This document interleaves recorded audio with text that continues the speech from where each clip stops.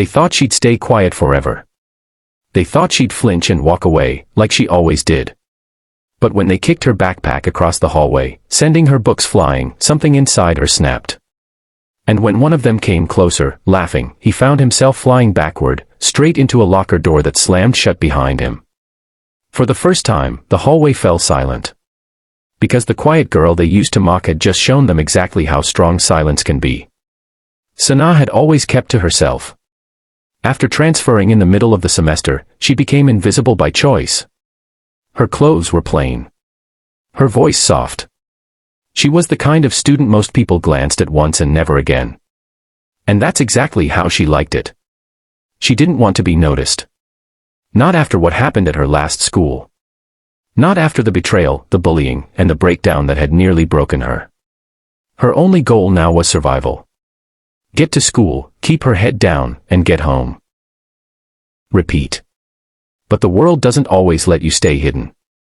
There were 3 of them, Marcus, Leon, and Tyler. The kings of the hallway. Loud. Confident. And dangerously bored. They picked on people like Sana not because she'd done anything to them, but because she didn't do anything at all. No comebacks, no resistance. She was fun to humiliate because she stayed silent. They pushed her books off her desk. Snickered when she walked past. Mocked her accent when she read aloud in class. But the teachers never saw. And Sana never told. Because fighting back had only made things worse in the past. Until one Friday afternoon.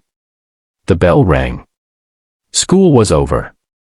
Sana was walking through the hallway, clutching her backpack tightly to her side. She had placed her books just right inside it. They were her comfort, her safe space. She was almost at the door when Marcus noticed her. "Hey, ghost girl," he called out. Sana didn't turn around.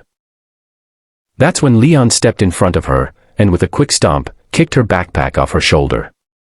It flew across the floor. Hit the lockers. Unzipped from the force. Books scattered everywhere. Laughter followed. Tyler whistled. "Oops. Hope your diary's not in there." Sana stared at her books. Something cracked inside her chest, not just anger, but exhaustion. The years of bullying. The years of hiding. Enough. She slowly walked toward her backpack, picked it up, dusted it off, then turned around. And said quietly, "Kick something that matters next time." They paused. Just long enough to realize her tone had changed. Marcus walked toward her, grinning. "You got something to say now?" Sana dropped her bag. The moment his hand reached out to shove her shoulder, she reacted. One swift move, her leg came up, straight from the ground, and boom. She kicked him full force in the chest. Marcus flew backward, smacked into the locker door behind him, and the impact was so strong it slammed shut, trapping him halfway inside. The laughter stopped. Gasps filled the hallway. Tyler and Leon stood frozen. Sana didn't move. She just looked down at her fallen books, picked them up, and calmly walked away. Security came running. Teachers followed. Marcus was fine, bruised ego, sore back, but no real injuries. Sana was taken to the office. But something unexpected happened. Tyler and Leon confessed. They admitted to everything. The mocking. The backpack.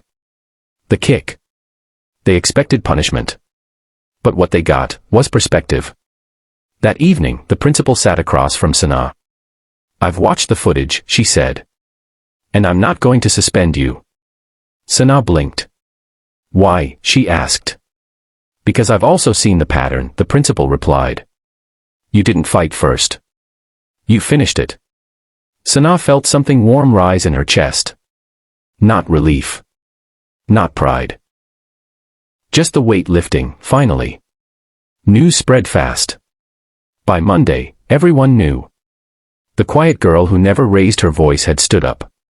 And not just for herself, but for everyone else who'd ever been shoved, mocked, or broken down. Sana didn't change who she was. She didn't become loud or angry. But she did walk taller.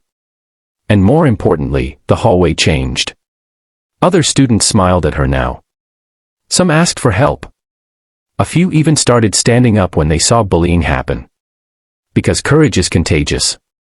One day, a younger girl dropped her tray in the cafeteria and started crying as kids laughed. Sana walked over, bent down, and helped her clean it up. The girl whispered, "Aren't you the one who kicked that guy into the locker?" Sana smiled faintly. Sometimes, you just have to remind people what not to touch. In the end, Sana didn't want to be a fighter. She just wanted to be free. But when the world kept trying to push her down, she made one choice. To stop taking hits and start standing tall. Because being silent doesn't mean being weak. Sometimes, silence is just the calm before the kick. Moral of the story. Never mistake kindness for fear. The quietest people often carry the loudest strength, and one moment of courage can change everything.